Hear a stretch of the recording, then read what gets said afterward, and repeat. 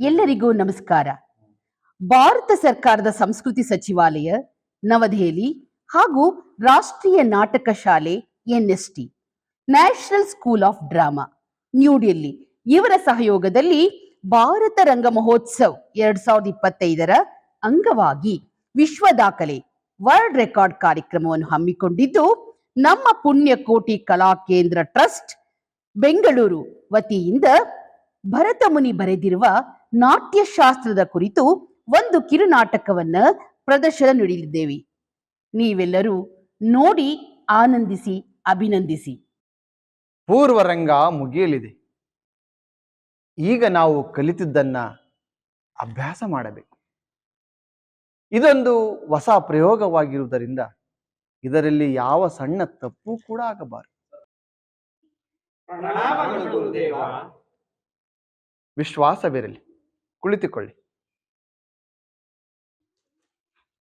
ತಾವುಗಳು ಯಾವ ಉದ್ದೇಶಕ್ಕಾಗಿ ಆಗಮಿಸಿದ್ದೀರಿ ಎಂದು ತಿಳಿಯಬಹುದೇ?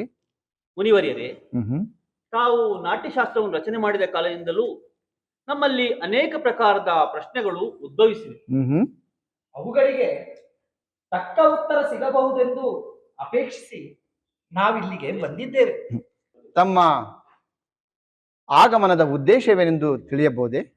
ಮುನಿವರಿಯರೇ, ತಾವು ನಾಟ್ಯಶಾಸ್ತ್ರವನ್ನು ರಚನೆ ಮಾಡಿದ ಕಾಲದಿಂದಲೂ ನಮ್ಮಲ್ಲಿ ಅನೇಕ ವಿಧದ ಪ್ರಶ್ನೆಗಳು ಉದ್ಭವಿಸಿವೆ. ಇವುಗಳಿಗೆ ತಕ್ಕ ಉತ್ತರ ಸಿಗಬಹುದೆಂದು ಅಪೇಕ್ಷಿಸಿ ನಾವೆಲ್ಲರೂ ಇಲ್ಲಿಗೆ ಬಂದಿದ್ದೇವೆ. ಕೇಳಿ, ಸಂಕೋಚ ಪಡಬೇಡಿ. ಮುನಿವರಿಯರೇ, ಈ ನಾಟ್ಯಶಾಸ್ತ್ರವು ಹೇಗೆ ಹುಟ್ಟಿತು? ಇದರ ಉದ್ದೇಶವೇನು? ಒಳ್ಳೆಯ ಪ್ರಶ್ನೆಯನ್ನೇ ಕೇಳಿದ್ದೀರಿ. ಈ ಪ್ರಶ್ನೆಯು ಬರೀ ನಾಟ್ಯಶಾಸ್ತ್ರವನ್ನಷ್ಟೇ ಅರ್ಥ ಮಾಡಿಕೊಳ್ಳುವ ಸಾಧನ ಮಾತ್ರವಲ್ಲದೆ ಜೀವನದ ಸಾರವನ್ನು ಅರ್ಥ ಮಾಡಿಕೊಳ್ಳುವ ಸಾಧನವಾಗಿದೆ. ತ್ರೇತಾಯುಗದಲ್ಲಿ ಕಾಮ ಮತ್ತು ಲೋಭದ ಪ್ರಭಾವದಿಂದ ಮನುಷ್ಯ ಅಧರ್ಮ ಮತ್ತು ಘರ್ಷಣೆಗಳತ್ತ ಸಾಗಲು ಪ್ರಾರಂಭಿಸಿದಾಗ ಇಂದ್ರನು ಬ್ರಹ್ಮದೇವನನ್ನು ಕೇಳಿದನು. ಏಕಕಾಲದಲ್ಲಿ ದೃಶ್ಯ ಮತ್ತು ಶ್ರವಣ ಮಾಧ್ಯಮದ ಮೂಲಕ ಮನುಷ್ಯ ಧರ್ಮ, ಅರ್ಥ ಮತ್ತು ಮೋಕ್ಷದ ಹಾದಿಗೆ ಮರಳಬಹುದೇ ಎಂದು ಬ್ರಹ್ಮದೇವನು ಕೇಳಿದನು. ಆದರೆ ಗುರುದೇವ, ವೇದಗಳು ಜೀವನದ ಅರ್ಥದ ಭಂಡಾರವೇ ಆಗಿದೆ. ಪ್ರಪಂಚದ ಎಲ್ಲಾ ರಹಸ್ಯಗಳೂ ಅದರಲ್ಲಿ ಅಡಗಿವೆ. ಹಾಗಿದ್ದ ಮೇಲೆ ಈ ಉದ್ದೇಶವನ್ನು ಈಡೇರಿಸಲು ಹೊಸ ವೇದದ ಅವಶ್ಯಕತೆಯಾದರೂ ಏನು? ಏಕೆಂದರೆ ಸಾಮಾನ್ಯ ಜನರಿಗೂ ಇದು ಸುಲಭವಾಗಿ ಅರ್ಥವಾಗುವಂತೆ ಮಾಡಲು ಮತ್ತು ಸಾಮಾನ್ಯ ಜನರನ್ನು ನಾಟಕದ ಮಾಧ್ಯಮದ ಮೂಲಕ ಶಿಕ್ಷಣ ಹಾಗೂ ಧರ್ಮದ ಮಾರ್ಗದಲ್ಲಿ ಮುನ್ನಡೆಸಲು ಈ ಪವಿತ್ರವಾದ ಉದ್ದೇಶದಿಂದಲೇ ಬ್ರಹ್ಮದೇವರು 4 ವೇದಗಳ ತತ್ವಗಳನ್ನು ಮಿಶ್ರ ಮಾಡಿ ನಾಟ್ಯ ವೇದವನ್ನು ರಚಿಸಿದ್ದಾರೆ.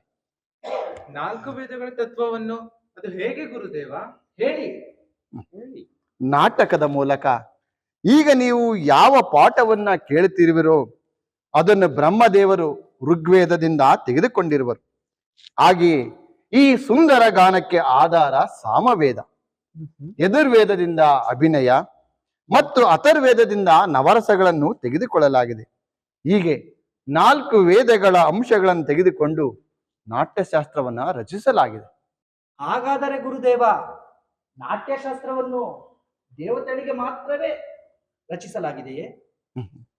ಹಾಗಲ್ಲ. ಇದೇ ಪ್ರಶ್ನೆಯನ್ನ ದೇವತೆಗಳು ಬ್ರಹ್ಮನ ಮುಂದಿಟ್ಟಿದ್ದರು. ಆಗ ಬ್ರಹ್ಮದೇವರು ಈ ನಾಟ್ಯಶಾಸ್ತ್ರವು ಎಲ್ಲರಿಗಾಗಿಯೇ ಇದೆ ಎಂದು ಉತ್ತರಿಸಿದ್ದರು. ಇದು ದೇವತೆಗಳ, ದಾನವರ ಹಾಗೂ ಮನುಷ್ಯ ಸಮಸ್ತ ಶುಭ ಅಶುಭ ಕರ್ಮಗಳನ್ನು ತೋರಿಸಲಿರುವುದು. ನಾಟಕವಾದರೂ ದುಃಖದಿಂದ, ಬಳಲಿಕೆಯಿಂದ, ಶೋಕದಿಂದ ಪೀಡಿತರಾದ ಜನರಿಗೆ ಸಾಂತ್ವನವನ್ನೂ ನೀಡುವುದು. ಇದರಲ್ಲಿ ಎಲ್ಲ ಭಾವಗಳು, ನವರಸಗಳು, ಶಾಸ್ತ್ರಗಳು, ಶಿಲ್ಪಗಳು, ಕಾರ್ಯಗಳು ಸಮ್ಮಿಳಿತಗೊಳ್ಳಲಿವೆ. ಈ ನಾಟಕದಲ್ಲಿ ಪ್ರದರ್ಶಿಸಲು ಸಾಧ್ಯವಾಗದ ಜ್ಞಾನವಾಗಲಿ ಅಥವಾ ಕಾರ್ಯಗಳಾಗಲಿಯೇ ಇಲ್ಲ. ಆಹಾ, ಅದ್ಭುತ, ಮಹಾ ಅದ್ಭುತ! ಸಮಸ್ತ ಜಗತ್ತಿನ ಸಮಾವೇಶ.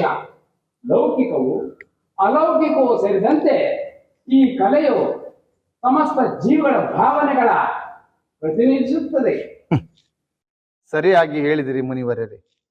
ಇದು ಸಮಸ್ತ ಜೀವಿಗಳ ಭಾವಗಳನ್ನು ಪ್ರತಿನಿಧಿಸುತ್ತದೆ.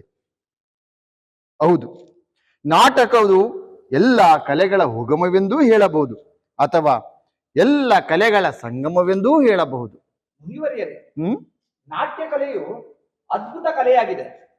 ಉಸಿರಾಡಲು ಉಸಿರಾಟ ಎಷ್ಟು ಮುಖ್ಯವೋ ಈ ಕಲೆಗೂ ಕೂಡ ಅಷ್ಟೇ ಮುಖ್ಯವಾಗಿದೆ.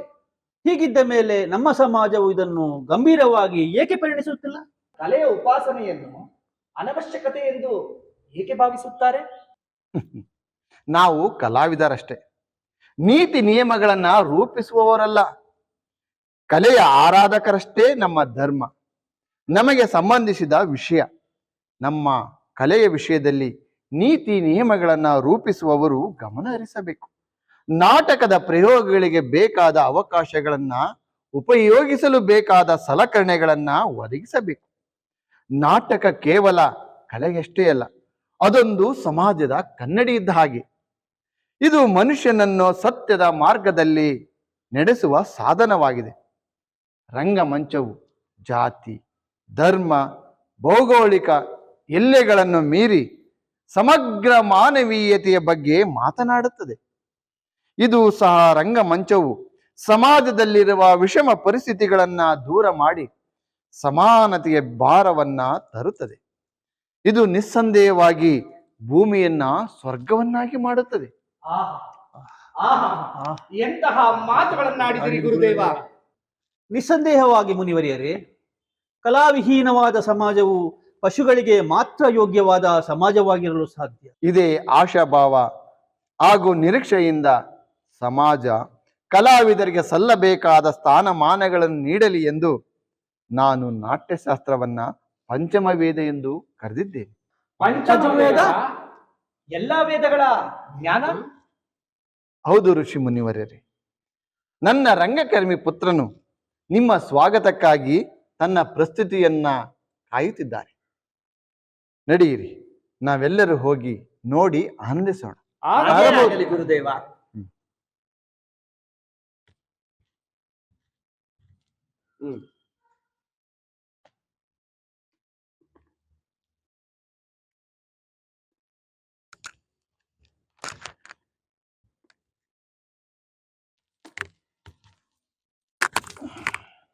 ಗುರುದೇವ, ತಾವು ಹೇಳಿದ ಹಾಗೆ ಈ ರಂಗಮಂಚಕ್ಕೆ ನಾವೆಲ್ಲರೂ ಆಗಮಿಸಿದ್ದೇವೆ.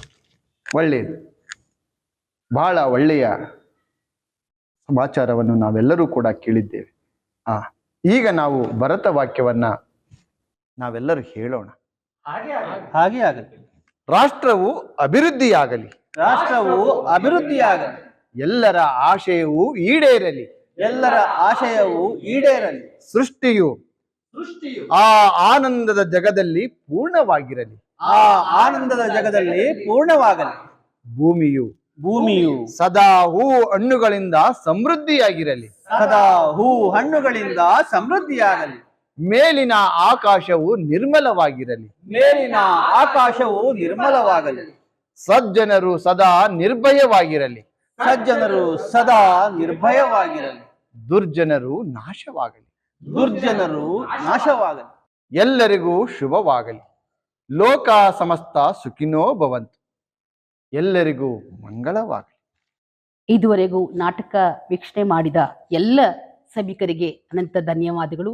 ಹಾಗೆ ಈ ನಾಟಕದಲ್ಲಿ ನಟಿಸಿದ ನಮ್ಮ ಸಂಸ್ಥೆಯ ಎಲ್ಲ ಕಲಾವಿದರುಗಳಿಗೂ ನಾನು ಅಭಿನಂದಿಸುತ್ತೇನೆ. ಹಾಗೂ national school of drama New Delhi ಇವರಿಗೂ ಕೂಡ ಸಹ ಅಭಿನಂದನೆಗಳನ್ನ ಸಲ್ಲಿಸ್ತೇನೆ. ಎಲ್ಲರಿಗೂ ಧನ್ಯವಾದಗಳು.